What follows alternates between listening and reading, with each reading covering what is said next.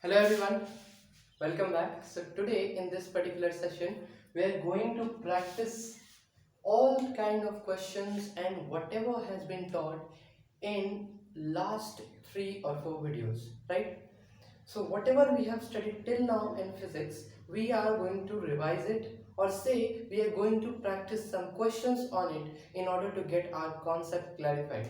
Okay, so we'll discuss particularly some questions and we'll actually handle some situations based on the application of previous concepts. Okay, so let us start today's class. Okay, now let us start with the first question. Now the very first question is very typical to understand. For example, a boy named Abdul goes to school at a speed of 20 meter per second and finding the school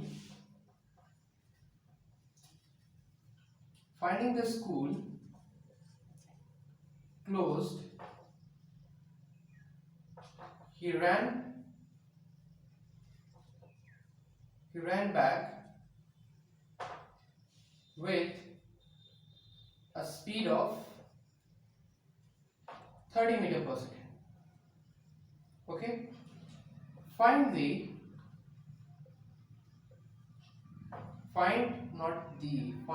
his average speed for the whole journey.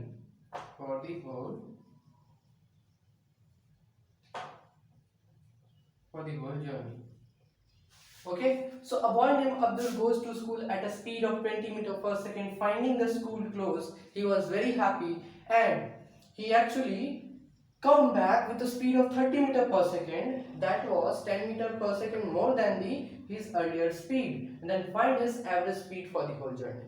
Okay, patiently see the question. If you know, pause the video and solve it. Okay, now he goes from a speed of, now the speed from where he goes to school is given to us. We'll write it as v1. V1 is given to us as 20 meter per second. See, whenever you solve a numerical in physics, make sure you write the given data. First you write the given data, then only you can solve the question. If you can write the given data in a systematic way, then the logic can strike in your mind, and by applying that logic you can solve that question. Okay, so I'm just doing that only. And here जिस speed से वो आया, that is also given. v2 is 30 meter per second, right? We don't have given the total distance, we don't have given the total time, nothing. We don't have been given anything. Now here it is given that he goes from school at a speed of 20 meter per second. He goes to school, let us say he covered a distance x, okay, and he ran back with a speed of 30 metre per second. तो फिर तो उसी रास्ते से आया, तो x जाने में x आने में कितना डिस्टेंस 2x. तो हम क्या करते हैं, let us assume that distance denoted by s is s between school and the starting point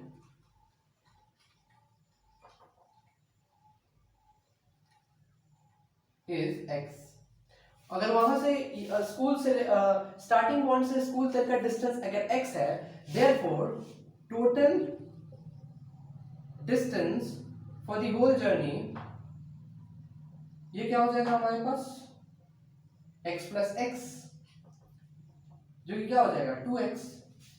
okay, यहाँ पे हमारे पास क्या आया, x plus x 2x हमारे पास टोटल डिस्टेंस. अब टोटल टाइम कैसे कैलकुलेट करेंगे, पहले हम v1 के लिए टाइम कैलकुलेट करेंगे, फिर v2 के लिए करेंगे. क्यों, क्योंकि यहाँ से गया होगा तो जरूर उसने कुछ ड्यूरेशन में वो डिस्टेंस सॉरी स्पीड कवर किया होगा, ठीक है।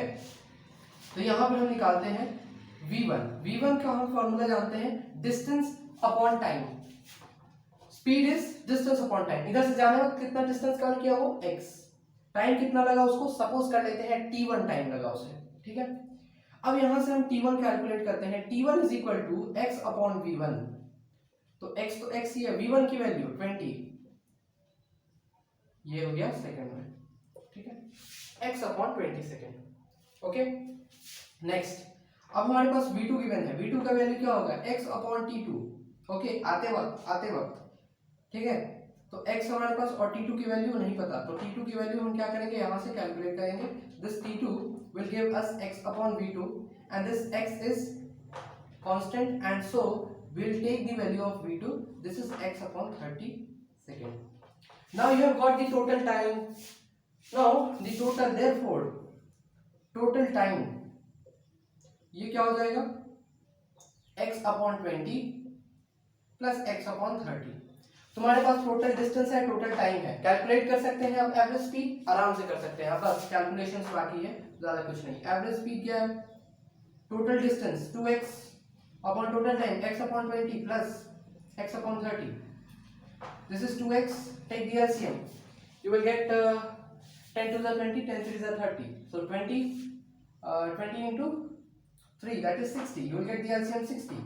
Now this is 20 into 3, 60, so multiply 3 to the numerator, you will get 3x and here you will get 2x, okay, so this is 2x plus 5x, it is in denominator, यहाँ पे आएगा ये multiply हो जाएगा 5x के साथ, x और x cancel, 5 और ये 60 को काटो, मिलेगा तुम्हें 24 metre per second. This is your answer, this is your answer, okay. 2x upon 5x into 60 is 24 meter per second. Have you saw how it is solved? You just write the given data, what data is unknown, find it by the help of given data, and then try to calculate the what has been asked in the situation. Okay. Now there is a shortcut formula for it. Do you want to know how?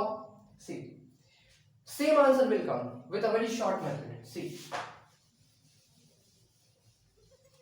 The formula is, if अगर ऐसा ही situation हो कि वो 10 metre per second से गया, 15 metre per second से आया, 20 metre per second से गया, 30 मीटर पर सेकंड से आया, the only thing is distance should remain constant। अगर यहाँ से यहाँ तक x है तो उधर से आते वक्त भी वो x डिस्टेंस ट्रैवल करना चाहिए। उसके लिए हमारे पास एक फॉर्मूला होता है that v average is equal to 2v1 v2 upon v1 plus v2।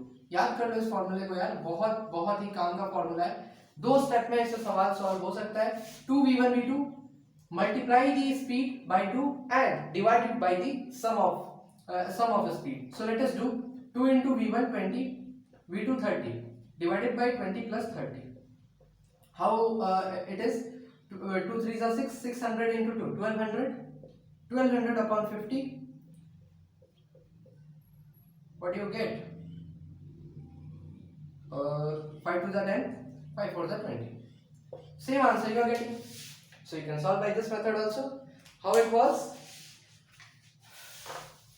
Now this was a very typical question and it is asked every time in your examination in each year, okay, that is why I have discussed it first. Now I am giving you a graph here, again wrong,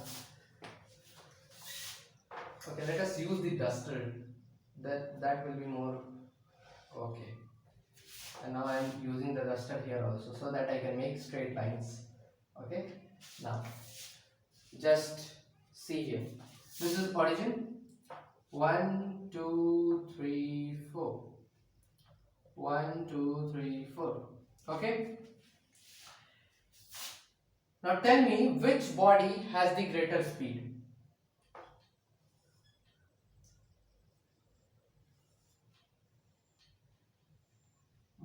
And then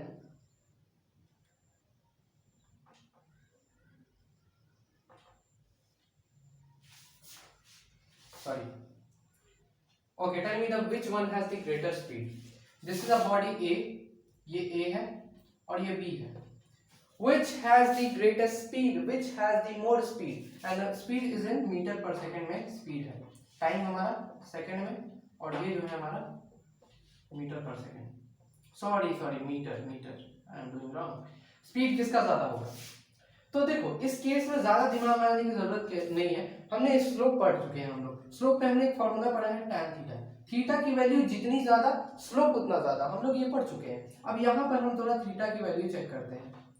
जब यहाँ theta की value check करेंगे तो यहाँ पे अगर वो 60 degree होगा तो यहाँ पे वो 40 डिग्री हुआ, तो इस कारण यहाँ पे जो वैल्यू होगा, यहाँ पे जो वैल्यू होगा वो क्या होगा, यहाँ पे जो थीटा की वैल्यू होगी वो क्या होगी, ज्यादा होगी, जिसके कारण स्पीड ज्यादा होगा। बहुत सिंपल सा लॉजिक आपको यहाँ पर हमने बताया, ठीक है। अभी चलो अभी इसको हटा दो, बी को कुछ देर के लिए हटा दो। अगर थीटा की वैल्यू 45 डिग्री है तो स्लोप बताओ कितने होंगे, स्लोप कितना होगा अगर थीटा की वैल्यू 45 है? तो बहुत simple tan 45, we know that slope is equal to tan theta, tan 45 लगाओ, tan 45 की वैल्यू 1, मतलब स्लोप का यहाँ पे वैल्यू कितना आ गया, 1 metre per second. Okay, I think it's clear. अब चलते हैं एक और क्वेश्चन पे, ठीक है।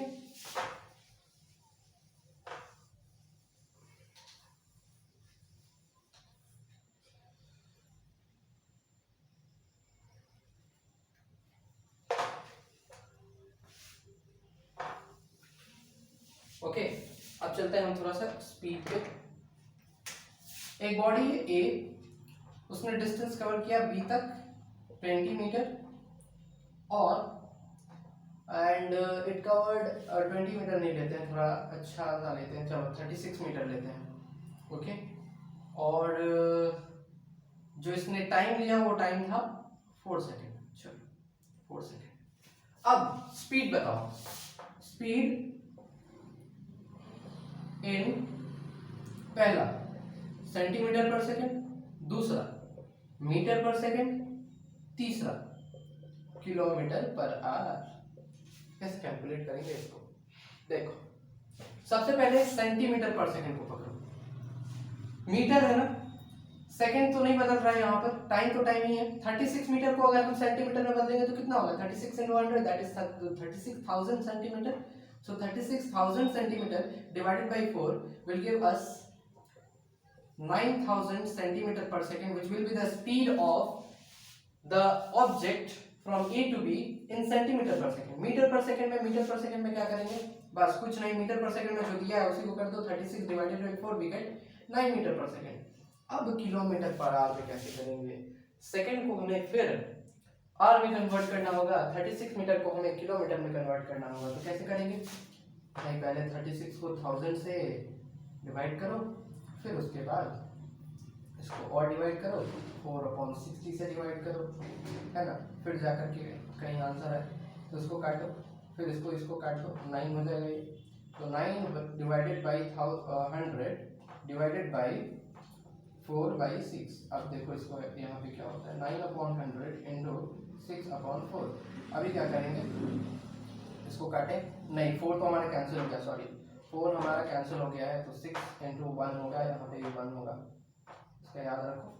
और यहाँ पे क्या हो जाएगा हमारे पास 350 और इधर 27/50 हो जाएगा, 27/50 किलोमीटर पर आवर हो गया, ठीक है। ऐसे भी कर सकते हैं, ठीक है ना, टाइम से हमने डिवाइड भी किया है, total divided by total time, yes 27/50 kilometre will be the answer. अगर हमें मीटर पर सेकंड को किलोमीटर पर आवर में कन्वर्ट करना हो ना, तो सीधा क्या करेंगे, 5/18 इंटू 36 ले लेना, नहीं ये तो हमारे पास किलोमीटर पर आवर को मीटर में कन्वर्ट करने के लिए आता है, ठीक है। ये हमें ये डेटा हमने अब लिख लिया। अब एक और क्वेश्चन करते हैं, एक और, आज तो सिर्फ क्वेश्चन ही करना है, आज क्वेश्चन करते करते समय निकल जाएगा, हमें पता ही नहीं चलेगा। वीडियो कितने देर का हो गया एक बार मैं देख लेता हूँ, वाह 14 minute, we have covered almost 40 minutes, ठीक है। चलो एक बॉडी थी, उस बॉडी ने क्या किया, it covers 30 metre, due to east, east के तरफ 30 metre and then 20 metre towards west. Find its average velocity. Average velocity बताइए कितना होगा इसका. Okay, so what will be the average velocity?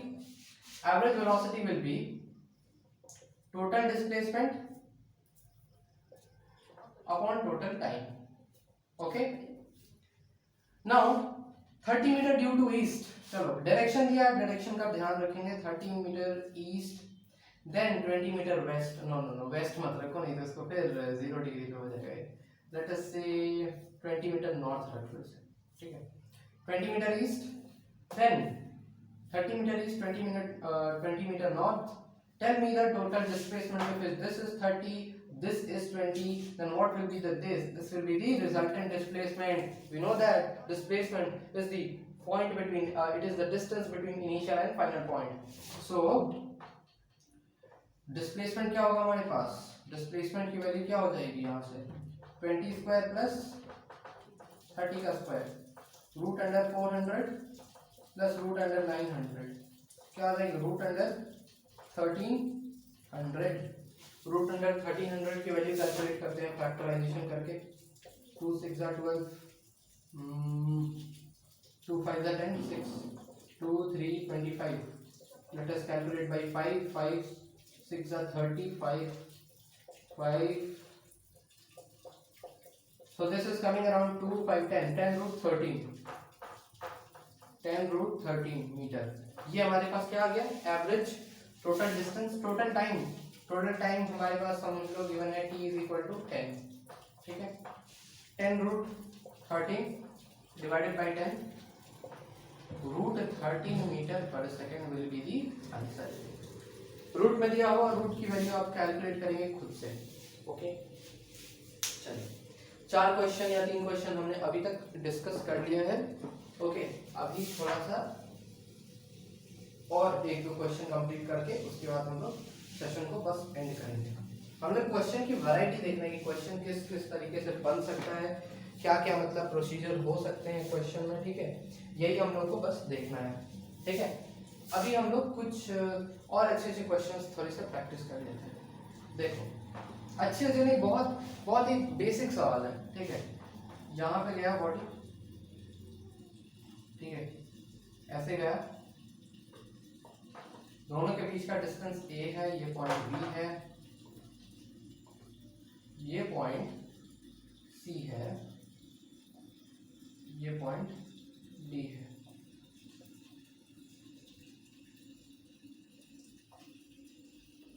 ठीक है, अच्छा एक ग्राफ पे थोड़ा सा एक बार डिस्टेंस डिस्प्लेसमेंट थोड़ा देख लेते हैं. ग्राफ पे, ग्राफ थोड़ा ज़्यादा सही आएगा. ओके, ग्राफ थोड़ा देखते हैं. देखो, वाह, इस बार सीधा बना ना graph.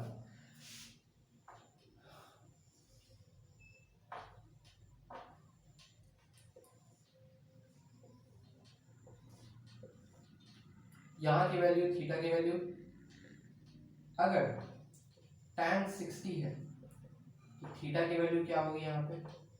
Theta is equal to what? 1 में. और ये केस 2 में अगर tan की वैल्यू 30 है तो थीटा क्या होगा? बताओ. tan 60 की वैल्यू √3, तो थीटा क्या हो जाएगा? सॉरी, यहाँ पे वैल्यू दी हुई है. चलो यार, आपको जान ही गए आंसर, तो क्या करेंगे करके. ठीक है, अब इसको हटा देते हैं, क्वेश्चन ही चेंज कर देते हैं.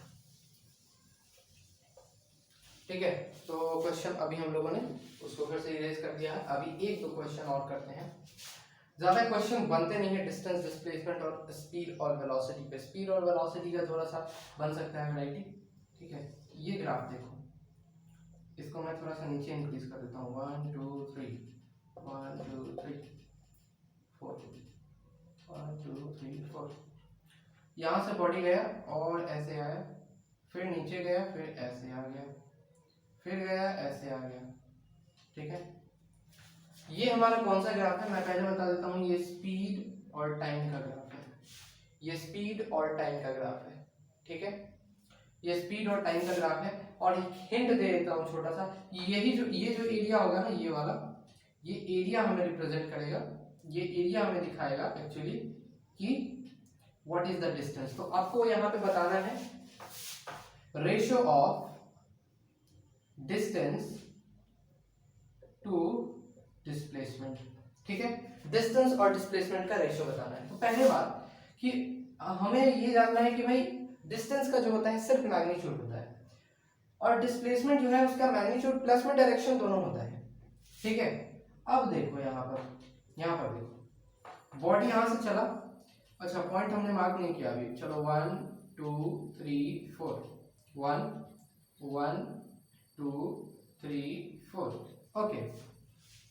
तो ये वाला बताओ, ये दिख रहा है आपको एक रेक्टेंगल, ये आपको एक रेक्टेंगल दिख रहा है, तो ये जो एरिया होगा ना वही हमारा डिस्टेंस और डिस्प्लेसमेंट होगा। अभी बताओ ये एरिया कितना है, अब यहाँ से 0 है, 0 से 0 ये लेंथ है, ये ब्रेथ इसका कितना है 0 to 1, 1 minus 0 1 minus 0 1, 1 into 1 कितना हो गया, डिस्टेंस पहले कैलकुलेट कर रहे हैं हम तो पहले 1 हो गया, फिर प्लस यहाँ पे साइन का कुछ लोचा नहीं लेंगे हम डिस्टेंस में। अभी हम नीचे जा रहे हैं, यहाँ पे हमारा 3 है, यहाँ पे 1 है, ये 3 है और ये 1 है और ये 3 है, मतलब और ये डिस्टेंस कितना होगा, फिर ये कितना हो जाएगा, ये 2 हो जाएगा।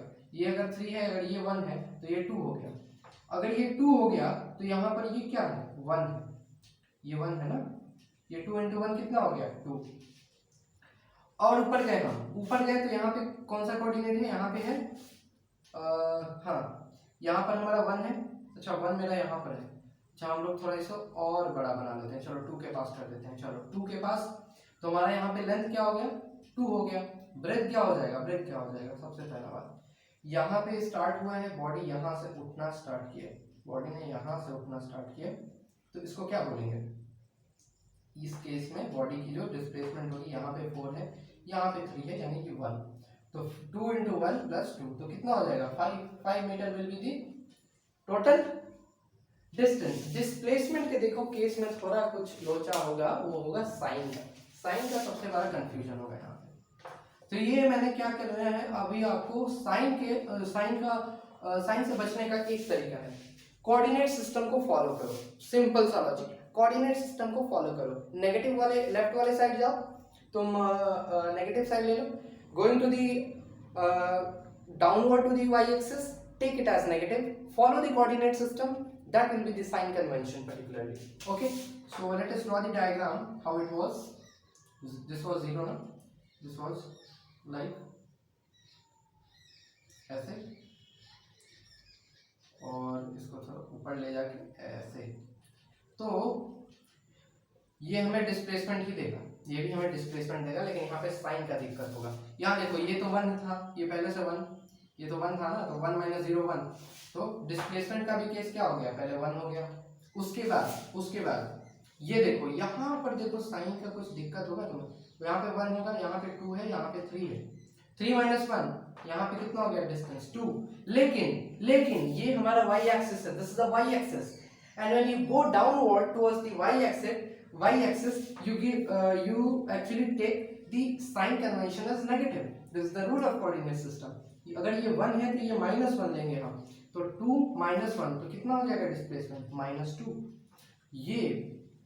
ये देखो इस एरिया में देखो, अभी ये तो हमारा पॉजिटिव होगा, ये 2, और ये कितना होगा, इधर 4 है, ये 3 है, 1 -2 + 2 कैंसिल, तो आ गया 1, हमें रेशियो निकालना है, 5:1 will be the ratio, समझ आया, okay. If you want to practise more question of tomorrow's class, कल के क्लास में हमने कुछ कम क्वेश्चन प्रैक्टिस किया था, उसके लिए there is a link in the description where you can visit that link, you can click on that link and go and practise some questions on velocity, okay. And whatever you doubt you have in this particular session, please comment it, okay. Otherwise we have discussed all type of question which can be found on these topics, okay. Now we'll be coming in the next video with the next topic. That topic is very important and very confusing, which is acceleration, okay. Then we'll be coming in the next video with a video on acceleration comprising the whole concept, okay. Till then, goodbye.